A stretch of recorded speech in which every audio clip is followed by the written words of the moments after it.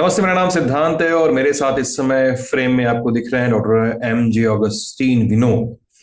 Aviation expert हैं और हम उनसे जानने आए हैं कि बारामती में अजित पवार डिप्टी सीएम महाराष्ट्र के उनका जो प्लेन क्रैश हुआ उसके बाद जो प्रिलिमिनरी रिपोर्ट आई डीजीसीए की, उससे क्या निष्कर्ष निकाले जा सकते हैं। और विनोद, बात करने के लिए बहुत बहुत शुक्रिया ललन टॉप से। आप, जब हम ये रिपोर्ट्स देख रहे हैं, दो वीडियोस आए हैं घटना के। आई होप आपने देखे होंगे। एक वीडियो में तो कुछ साफ नहीं दिखाई दे रहा है, लेकिन एक वीडियो में जो एयरक्राफ्ट है वो लेफ्ट की तरफ एकदम लेफ्ट की तरफ लॉक होता हुआ और हल्का नोज डाइव करता हुआ दिख रहा है। सबसे पहले जो वीडियोस को देखकर क्या दिख रहा है कि ऐसी दिक्कत क्यों हुई होगी। धन्यवाद। मैं आपके चैनल को फॉलो करता हूँ काफी। और चीजों को जो आप उजागर करते हैं पब्लिक के लिए वो मैं बड़े अच्छे से सुनता हूँ। एंड धन्यवाद, आप बुलाए मुझे। और आज हम इसको डिकोड करने की कोशिश कर रहे हैं। इसका रीजन क्या है? देखिए, लोग कहते हैं कि इंक्वायरी के लिए वेट कीजिए और इंक्वायरी जो बताएगा वही सच है। बिल्कुल सही है, इंक्वायरी जो बताएगा वही सच है, क्योंकि वो लोग एफडीआर और सीबीआर की एनालिसिस करते हैं और फाइनल रिपोर्ट देते हैं। और लेकिन आप इसी कंपनी का पिछला एक्सीडेंट जो 2023 में हुआ था, 2.5 साल, 2.25 साल हो गए, आज तक उसका रिपोर्ट नहीं आया। आज तक उसका रिपोर्ट टेबल नहीं है, इवन अभी तक टेबल नहीं किया।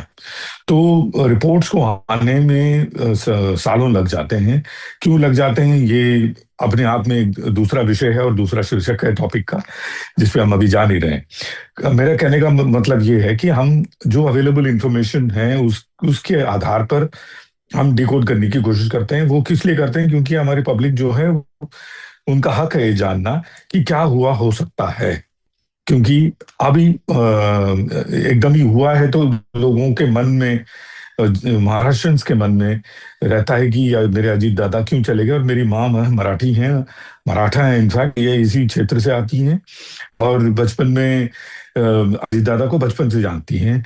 खैर, जब वो पॉलिटिक्स में चले गए उसके बाद संपर्क टूट सा गया मेरे माँ का। लेकिन जब दोनों बच्चे एक साथ थे तो मेरी माँ बिल्कुल ही बात करने लायक नहीं रह गई, क्योंकि इतना वो दुख में है। क्योंकि अजीत दादा को सब लोग बहुत, उस क्षेत्र के सब लोग बहुत प्यार करते थे, क्योंकि उन्होंने उस क्षेत्र के लिए बहुत कुछ किया है। ये कहते हुए मैं इस एक्सीडेंट पे आता हूँ। देखिए, ये जो रनवे है, बारामती का रनवे, पहली बात तो ये टेबल टॉप रनवे है और बहुत छोटा रनवे है। 5,500 फीट बहुत ही कम होता है। 5,500 फीट पे आप ट्रेनिंग ही कर सकते हैं और छोटे जहाज लैंड कर सकते हैं। ये 8 सीटर छोटा छोटा जहाज नहीं कह सकते हैं आप इसको, थोड़ा मीडियम सा जहाज है, जैसे सेस्ना वगैरह है उससे थोड़ा बड़ा। स्टेबल टॉप रनवे है और यहाँ पे अनकंट्रोल्ड एयरफील्ड है ये। अनकंट्रोल का मतलब है कि यहाँ पे जो airport airport authority authority of है। इंडिया, उसकी तरफ से, इनकी इनकी तरफ से कोई चीजें लगी नहीं हैं। वहां पे सिर्फ एक फ्लाइंग स्कूल है। जब भी हवाई जहाज लैंड करने को आते हैं तो ये फ्लाइंग इंस्ट्रक्टर्स जाके वहां बैठ जाते हैं और वो लोग कंट्रोलिंग करते हैं। वो लोग विजिबिलिटी का जो रिपोर्ट्स पायलट्स को देते हैं। जो दूसरे जो पायलट्स आते हैं, जैसे ये वीएसआर एविएशन का एक चार्टर्ड एरोप्लेन वहां पे गया था। जब टेक ऑफ किया था या लैंडिंग करने आ रहे थे तो विजिबिलिटी, जो रिपोर्टेड विजिबिलिटी थी, 3,000 किलोमीटर की थी और पर्याप्त विजिबिलिटी रिपोर्टेड 5,000 तीन मिनिमम हजार होना तीन हजार चाहिए। मीटर की। हाँ, 3,000 मीटर की थी और 5,000 मीटर या 5 किलोमीटर मिनिमम होना चाहिए आपको।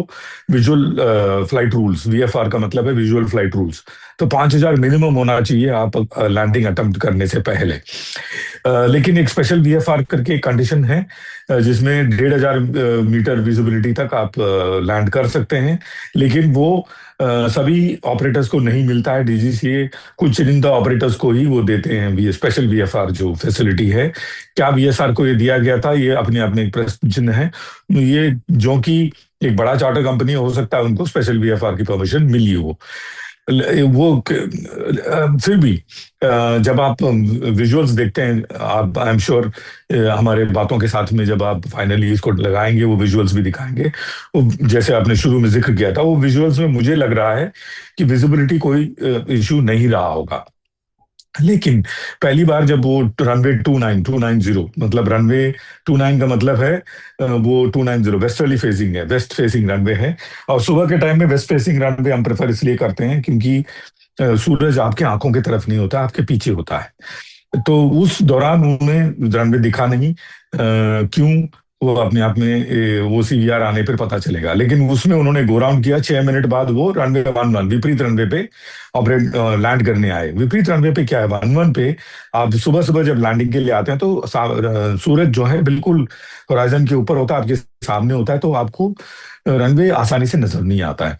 तो नीचे से वो पूछते हैं कि क्या आपको रनवे दिख रहा है? वो चंद सेकंड बाद वो बोलते हैं कि हाँ दिख गया। तो उस समय उन्होंने जो टाइट सा टर्न लिया, उसमें एरोडायनामिक स्टॉल कहते हैं हम इसको। हवाई जहाज के विंग, एक विंग के ऊपर जब आपका एयर फ्लो टूट जाता है तो दूसरा विंग जो जो ऑलरेडी लिफ्ट प्रोड्यूस कर रहा है वो उठ जाता है, और ये विंग जो कि उसका लिफ्ट टूट गया है या लिफ्ट कम हो गया है वो गिर जाता है। इसको कहते हैं फ्लिक, या इसको कहते हैं aerodynamic stall, one wing stalling before the other. ये हम वायुसेना में यंग बच्चों को हर 3 महीने में एक बार इसको दिखाते हैं, और इससे कैसे निकलना है उसको सिखाते हैं। ये बिल्कुल रिलीजन की तरह करते हैं, हर 3 महीने में करना अनिवार्य है वायुसेना में। सिविलियन में वर्ल्ड में हम इसको सिमुलेटर में करते हैं, ना कि असली हवाई जहाज में। किसी किसी कंट्री में असली हवाई जहाज में जो एरोबैटिक जहाज है, नॉट द सेम एयरक्राफ्ट, उसमें करना भी अनिवार्य है। हमारे देश में नहीं है। हमारे देश में आप उसको सिमुलेटर में कर लें तो पर्याप्त है। लेकिन इसकी भी जो फ्रीक्वेंसी है वो आई थिंक साल में एक बार करने की जरूरत है। जो कि मैं फाइटर जहाज भी उड़ा चुका हूँ और सिविलियन जहाज भी उड़ा चुका हूँ, तो मैं दोनों तरफ की जो कहानी आपको सुना रहा हूँ।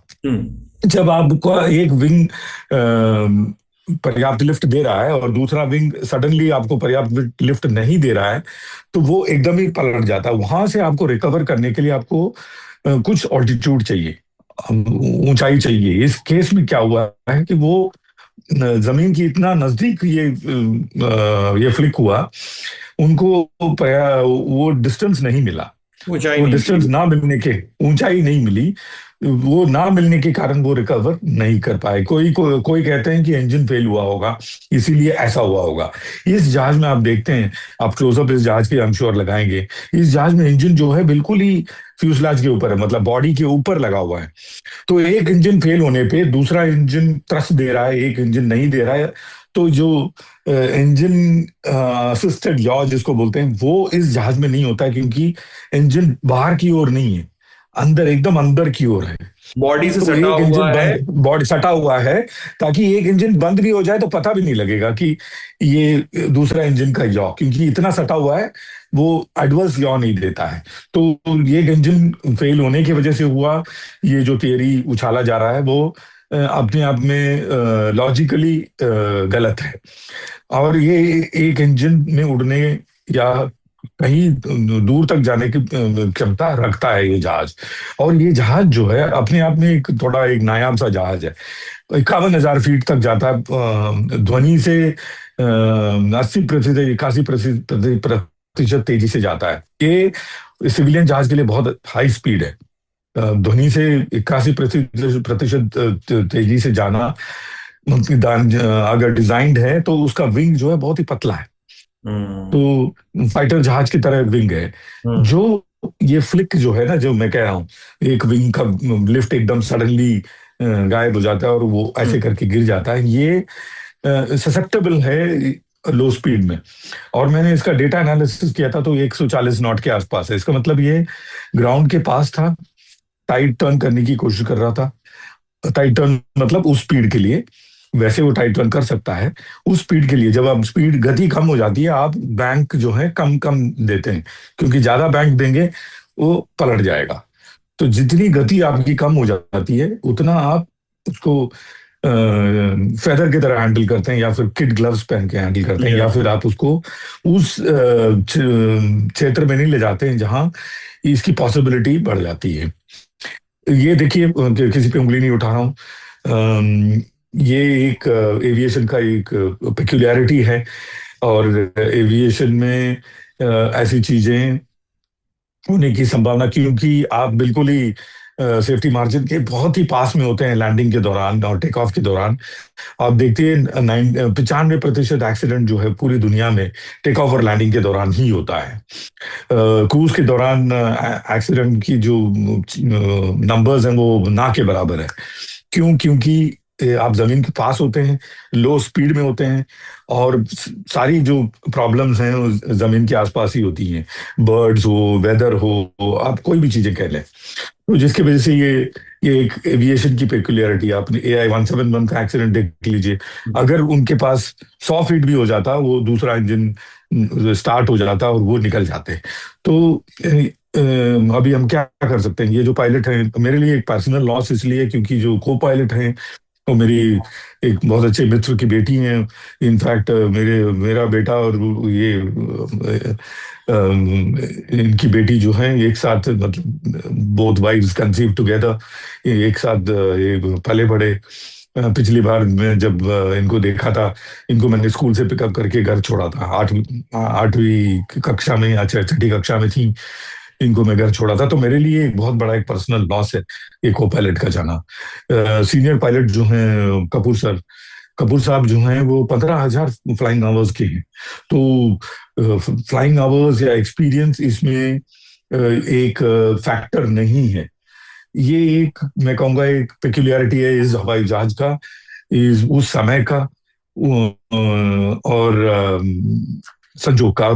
और कोई रीजन मुझे नजर नहीं आ रहा है ये, लेकिन ये जरूर है कि ये लेयर जेट की पेक्युलियरिटी की वजह से ये एक्सीडेंट हुआ। ओके डॉक्टर विनोद, मेरा सवाल इसमें यह है कि जब हम हम्म। विजिबिलिटी की बात करते हैं, ऑब्वियसली बारामती का जो एयर स्ट्रिप है वो फ्लाइंग स्कूल्स मैनेज करते हैं, उनके पास IMD के इक्विपमेंट्स नहीं है वेदर रिपोर्ट्स देने के लिए। इस तरह के एयरपोर्ट्स में यूजुअली ये होता है कि दूर पेड़ को या पहाड़ को या घर को देख के वो बता देते हैं कि इतने मीटर की विजिबिलिटी है। तो उन्होंने, ऑपरेटर ने, जो भी उसमें ऑपरेटर की कुर्सी पे बैठा हुआ, ATC तो है नहीं वहां पे, तो ऑपरेटर की कुर्सी पे जो बैठा होगा उसने बता दिया कि साहब इतने मीटर की विजिबिलिटी दिख रही है। लेकिन डॉक्टर विनोद, वो हॉरिजॉन्टल विजिबिलिटी देख रहा था, स्लैंटेड विजिबिलिटी नहीं देख रहा था। जो जो पायलट को दिखती है जमीन की विजिबिलिटी एक एंगल पे नीचे की ओर, तो वो स्लैंटेड विजिबिलिटी नहीं देख रहा था। मेरा एक सवाल यहाँ पे ये है कि इज इट पॉसिबल कि हॉरिजॉन्टल विजिबिलिटी और स्लैंटेड विजिबिलिटी में एक खास डिफरेंस हो, या डिफरेंस वो मैटर नहीं करता है? फिर मैं एक और सवाल है जिस पे मैं आऊंगा, पहले इस पे क्लैरिटी दे दीजिए। देखिए, जब सरफेस, आपने बिल्कुल सही फरमाया। 3,000 मीटर जब वो ग्राउंड से उन्होंने उन्होंने रिपोर्ट दिया पायलट को, वो एक कोई ग्राउंड फीचर को निकाल करके देते हैं। तो अच्छा, दूर का जो ये पेड़ है वो अगर दिख रहा है तो वो 3,000 है, तो उन्होंने 3,000 मीटर की विजिबिलिटी दे दी। आप स्लैंट विजिबिलिटी की जो सवाल उठाए बिल्कुल ही दुरुस्त है। आप इन्फॉर्म्ड भी हैं, इसी वजह से आपको जानकारी भी है। स्लैंट विजिबिलिटी किसी किसी कंडीशन में सरफेस विजिबिलिटी से अच्छी होती है, किसी किसी कंडीशन में सरफेस विजिबिलिटी से खराब होती है। जब शैलो फॉग होता है ग्राउंड पे, स्लैंट विजिबिलिटी अच्छी होती है, कॉन्ट्रारी टू कॉमन बिलीफ, क्योंकि सब जमीन पे खड़े होकर के, क्योंकि आप उस फॉग के अंदर हैं, आपको कम दिखाई देता है। हम ऊपर हैं तो हमें अच्छा से दिखाई देता है। तो किसी किसी कंडीशन में स्लैंटेड विजिबिलिटी अच्छी होती है, किसी किसी कंडीशन में स्लैंटेड विजिबिलिटी खराब होती है। और अधिकांश कंडीशन में स्लैंटेड विजिबिलिटी कम होने की संभावना ज्यादा है जब जब आप ईस्ट के तरफ होते हैं, सुबह सुबह के समय, शाम के समय जब वेस्ट की तरफ होते हैं। तो आज इस कंडीशन में ईस्ट की तरफ थे, शैलो फॉग था। और शैलो फॉग देखिए, जमीन पे और टेबल टॉप रनवे पे ये एक पेक्युलरिटी है। आपको जमीन पे हो सकता फॉग ना हो, और थोड़ा से ऊपर अब फॉग हो, बट वो टेबल टॉप के ऊपर जब पहुंच जाता है तो वो फिर जमीन का फॉग हो जाता है। तो वो भी एक कंडीशन, एक एक पेक्युलरिटी टेबल टॉप रनवे पे होती है। सतह के रनवे पे ये इशू कम होता है। टेबल टॉप रनवे पे जो आपके लिए क्लाउड है, टेबल टॉप के लिए वो फॉग है।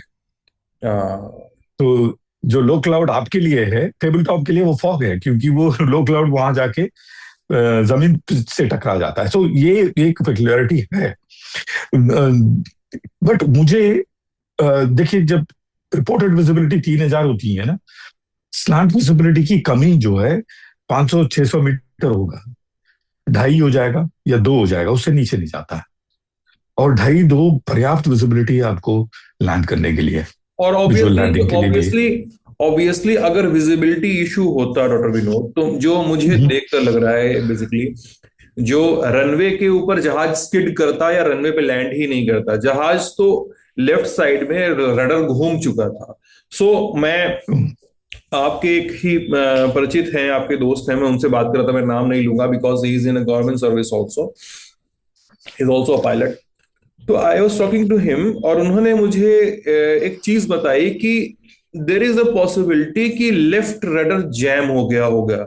एक तो हम विंग्स में से विंग्स को मैनूवर, जहाज को मैनूवर करने की बात अभी हम कर रहे थे, but there is also possibility, क्या captain Kapoor who was first officer, sorry who was the pilot, so captain Kapoor क्या किसी हेल्थ कॉम्प्लिकेशन से भी गुजर रहे हो सकते हैं? क्योंकि उन्होंने मुझसे बताया कि इट कुड बी पॉसिबल कि कोई दिक्कत हुई होगी कॉकपिट में फ्लाइंग के दौरान, क्योंकि उनका लेफ्ट साइड में रडर पूरी तरह से लॉक हो चुका था, और इस वजह से ही जो प्लेन जब नीचे आ रहा था, सो इस तरह करके नोज डाइव कर गया। कुछ ये पॉसिबिलिटी बहुत हो सकती है? इसीलिए नहीं हो सकती है क्योंकि मैं एयर एक्सीडेंट इन्वेस्टिगेटर हूँ, और हजारों, मतलब एटलीस्ट 50-60 तो इन्वेस्टिगेशन, एयर एक्सीडेंट इन्वेस्टिगेशन किया होगा। बहुत काफी फेटल एक्सीडेंट इन्वेस्टिगेशन भी मैंने किया है। और बहुत सारे फुटेजेस, एक्सीडेंट के footages air accident investigation course के दौरान देखते हैं हम, और उससे डिसाइफर करने की कोशिश करते हैं, और आप अपना रिपोर्ट देते हैं। तो एयर एक्सीडेंट इन्वेस्टिगेशन कोर्स जो है वो बहुत ही एक ग्रूअलिंग कोर्स है। उसको उससे वो बिल्कुल आग से तप के बाहर निकलता है, और आप एक एयर एक्सीडेंट इन्वेस्टिगेटर बनते हैं। तो रडर इंड्यूस्ड रोल जिसको कहते हैं, देखिए फाइनली हवाई जहाज रोल करके नीचे गया, तो रडर से इंड्यूस किया हुआ रोल, पहले नोज घूमता है फिर ऐसे होता है, लेकिन फ्लिक जो है ये सडनली होता है। तो इसमें मुझे विजुअली जो मैंने देखा है, रडर इंड्यूस्ड रोल नहीं है। रडर इंड्यूस्ड रोल में हवाई जहाज ऐसे, अगर ऐसे जा रहा है, पहले ऐसे जाएगा, नोज फिर नीचे। ऐसे जाएगा, पहले नोज घूमेगा फिर विंग गिरेगा। तो इसमें ऐसा इशू मुझे नहीं नजर आया, पहली बात। दूसरी बात, और बहुत महत्वपूर्ण बात है ये, लियरजेट अपने आप में, लियरजेट 45 ये जो जहाज है, पूरी लियरजेट की फैमिली में 1990 से लेके अब तक सिर्फ 5 एक्सीडेंट हुए हैं। ये लियरजेट 45 का ये दूसरा एक्सीडेंट है वर्ल्ड ओवर। लियरजेट अपने आप में बहुत ही सेफ जहाज माना जाता है, क्योंकि अधिकांश वीआईपी ट्रैवल करते हैं इसमें वर्ल्ड ओवर। तो इसको बहुत ही रिडंडेंसी के साथ बनाया हुआ है। तो रडर जैम जो कि प्रॉब्लम है, लेयर जेट में होने की संभावना इसलिए नहीं है क्योंकि रडर, जहां तक मैं जानता हूँ, डुप्लेक्स है, मतलब डुअल कंट्रोल है। एक पिस्टन नहीं, दो है, एक हाइड्रोलिक नहीं, दो है इसमें। तो अपने आप में रडर फेलियर जो है वो मैथमेटिकली पॉसिबिलिटी उसकी बहुत कम हो जाती है। लेकिन फेलियर फेलियर भी नहीं सर, लेकिन हेल्थ कॉम्प्लिकेशंस की जब हम बात करें तो वो भी पॉसिबिलिटी नहीं दिखती है। इसलिए नहीं दिखती है क्योंकि जहां तक मैं जानता हूँ, क्योंकि जो को पायलट के जो पिताजी हैं वो भी इसी कंपनी में हैं, और जहां तक मैं जानता हूँ ये जो कपूर साहब जो हैं फिटनेस फ्रीक थे, अपना फिट रखते थे अपने आप को, और वो बहुत ही हेल्थ कॉन्शियस एक पर्सन रहे। मोस्ट पायलट्स आर, बट ये अब दोनों ही बहुत हेल्थ कॉन्शियस लोग रहे हैं। तो और अब मैथमेटिकली जब आप इन चीजों को जोड़ने की कोशिश करते हैं, टू फेलियर्स एक साथ एक ही समय में होना मैथमेटिकल इम्पॉसिबिलिटी है। तो विनोद, मेरा लास्ट सवाल है आपसे। हम्म। एआईबी जब इसको इन्वेस्टिगेट करेगा, इस पूरे मामले को कर ही रहा है ऑलरेडी, तो उन्हें इस जांच में कौन से रोड ब्लॉक्स का सामना करना पड़ेगा? Why I am asking this, क्योंकि बारामती में रिफ्यूलिंग नहीं हो सकती है। अगर आप मुंबई से बारामती जा रहे हो और आपको वापस भी जाना है, तो आप एक्स्ट्रा फ्यूल लेके चल रहे हो। जब जहाज ने क्रैश के बाद जहाज में आग लगी, तो वो एक्स्ट्रा फ्यूल भी जला होगा और बहुत कुछ खाक भी हुआ होगा। क्या ये या ऐसी दूसरी चीजें जो हैं एआईबी के लिए एक रोड ब्लॉक बन सकती है इन्वेस्टिगेशन में, या किस दिशा में हाँ, जा सकती है जांच?